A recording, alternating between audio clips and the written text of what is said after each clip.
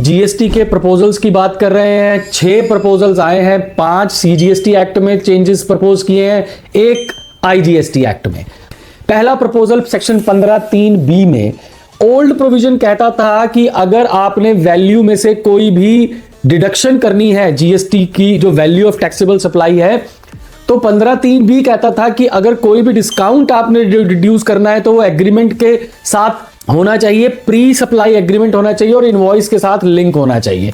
दूसरी कंडीशन होती थी कि रेसिपिएंट अपना आईटीसी रिवर्स करेगा तभी आप डिस्काउंट की वैल्यू को डिस्काउंट में से रिड्यूस कर सकते हैं। पहली कंडीशन को हटा दिया गया है, एग्रीमेंट हो या ना हो, इनवॉइस से लिंक हो या ना हो, केवल आईटीसी अगर रेसिपिएंट ने रिड्यूस किया है तो साहब आप अपना वैल्यू रिड्यूस कर सकते हैं और अपना आउटपुट टैक्स रिड्यूस कर सकते हैं।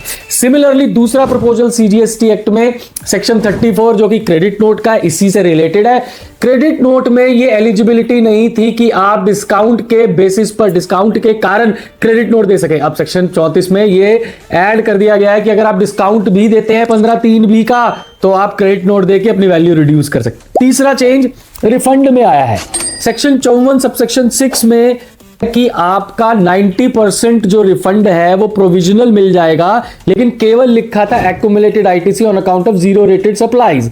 अब उसमें इन्वर्टेड ड्यूटी भी ऐड कर दिया है। 56वीं जीएसटी काउंसिल का प्रपोजल, लॉ में परिवर्तन आ गया है और कह दिया कि भाई आप अगर इन्वर्टेड ड्यूटी स्ट्रक्चर में भी हैं तो आपको 90% प्रोविजनल रिफंड मिल जाएगा। अगला चौथा चेंज भी रिफंड के ऊपर ही है। 1000 रुपए से नीचे अगर कोई भी रिफंड वैल्यू होती तो रिफंड नहीं मिलता था। सेक्शन 54 सबसेक्शन 14 में ये लिखा हुआ था।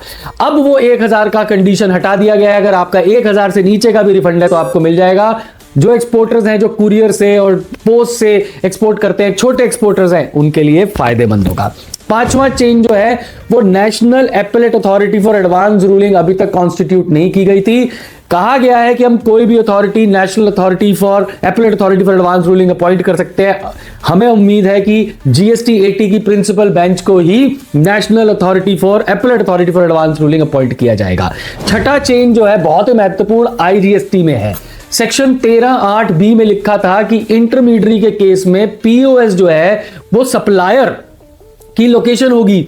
जैसे ही सप्लायर की लोकेशन होती थी तो मैं इंटरमीडियरी होने के कारण, एजेंट होने के कारण मेरी लोकेशन जो है वो पीओएस हो जाती थी, तो एक्सपोर्ट बेनिफिट डिनाई हो जाता था। फॉरेन एक्सचेंज में पैसे आते थे फिर भी उसको एक्सपोर्ट ऑफ सर्विस नहीं माना जाता था। 13(8)(b) में वो इंटरमीडियरी ओमिट हो जाएगा। अब पीओएस इंटरमीडियरी का जो है वो जर्नल रूल 13(2) के हिसाब से होगा और उस केस में POS location of the recipient मतलब आउटसाइड इंडिया माना जाएगा, उसको एक्सपोर्ट माना जाएगा। 9 साल पुरानी अनोमली को खत्म कर दिया। बहुत वेलकम चेंज है। Thank you.